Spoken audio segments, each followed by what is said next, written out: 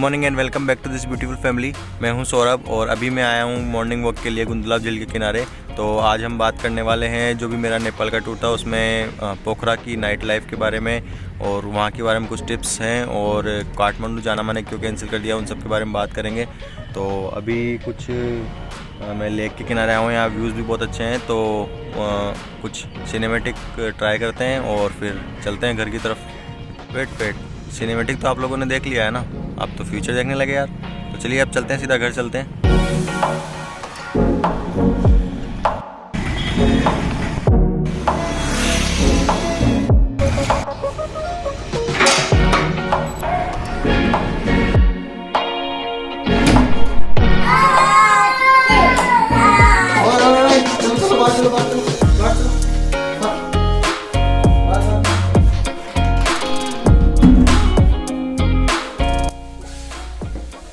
तो किसी भी शहर की दो लाइफ्स होती हैं, एक डे लाइफ जिसमें आप वहाँ की नेचुरल ब्यूटी और हिस्टोरिकल प्लेसेस को एक्सप्लोर कर सकते हैं, और दूसरी होती है वहाँ की नाइट लाइफ। नाइट लाइफ को अक्सर शराब और लड़कियों से तोला जाता है, जो कि सही नहीं है। उसके अलावा भी आप बहुत कुछ कर सकते हैं। आप रात में वहाँ पर यूं ही रोडों पे निकल जाएं टहलते हुए, वहाँ का मार्केट और स्ट्रीट्स को, वहाँ की जो क्राउड है उसको फील कर सकते हैं। और उसके बाद में आप किसी कैफे, रेस्टोरेंट, बार, क्लब या हुक्का पार्लर वगैरह जाकर, ज़रूरी नहीं है आप अल्कोहल लेते हों, किसी भी बार या क्लब में जाने के लिए ज़रूरी नहीं है कि आप अल्कोहल कंज्यूम करते ही हों तो ही जाएं। आप वहाँ पर नॉर्मल कोई ड्रिंक मंगा कर भी वहाँ रिलैक्स कर सकते हैं, और जो भी म्यूजिक और डांस होता है वहाँ पर और जो वो एटमॉस्फेयर है उसका फील ले सकते हैं, वहाँ एंजॉय कर सकते हैं। और बड़े बड़े शहरों के मुकाबले पोखरा यूँ तो इतना बड़ा नहीं है, लेकिन आपको एक अच्छी नाइट लाइफ देने के लिए काफ़ी है, क्योंकि यहाँ ढेर सारे कैफ़ेज़, रेस्टोरेंट और बार एंड क्लब्स हैं।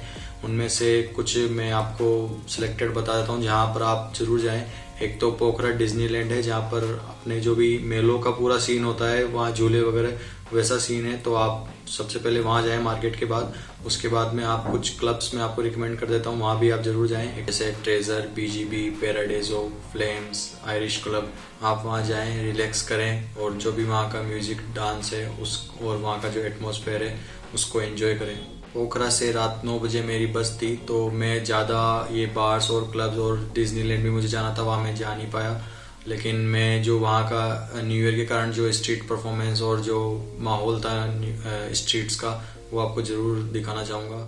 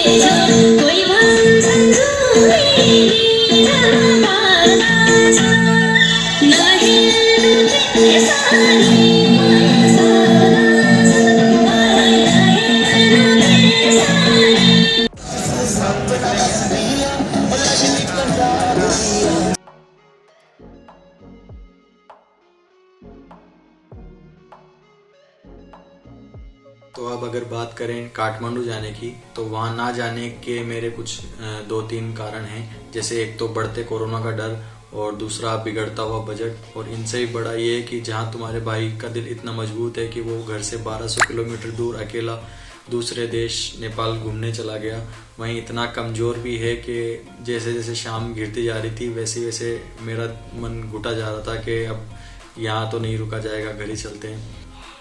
अब मूवी के सेंसिटिव सीन पे रो देने वाले इंसान से और क्या एक्सपेक्ट किया जा सकता है। तो इन सब बातों को आग दी इस चीज़ ने कि मैं नेपाल ओनली न्यू ईयर मनाने ही तो आया था, तो बस वो तो हो ही चुका था, मैंने नेपाल की धरती पे न्यू ईयर मना ही लिया था। तो दिन भर काठमांडू जाने न जाने की कश्मकश के बाद मैंने ये डिसाइड किया कि मैं नेपाल कभी और अच्छे बजट और टाइम के साथ पूरा प्लान करके आऊँगा। अभी मैं चलता हूँ वापस अपने देश। तो मैंने रात में 9 बजे एक बस बुक करी सोनोली के लिए, जो कि कहने को तो डीलक्स बस थी, लेकिन वो अपने इंडिया की लेवल की तो बिल्कुल नहीं थी। और वहाँ की रोडें भी इतनी खराब है, वो बस ऐसा लग रही थी मानो वो रास्ते में खुल के बिल्कुल बिखर ना जाए, ऐसी बस वो थी।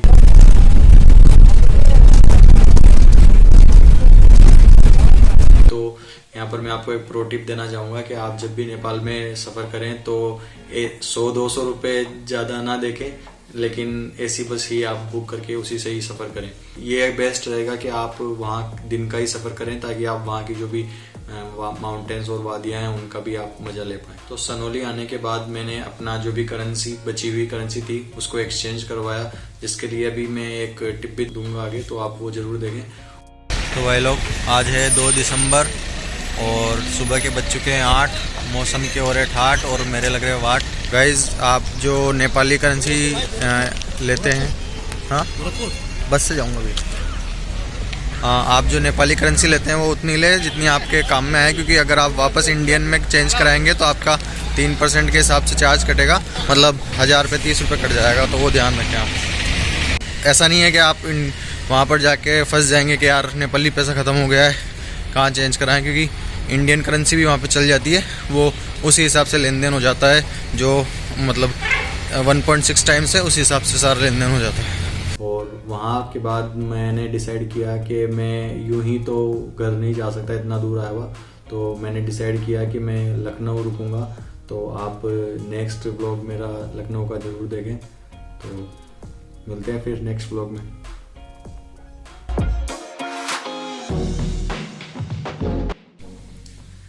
तो दिन भर काठमांडू जाने ना जाने की कश्मश। Okay then, final settings are here. और अब मैं अपना जो व्लॉग है वो चालू करने वाला था, लेकिन अभी कोई आ गया है तो मुझे जाना पड़ेगा।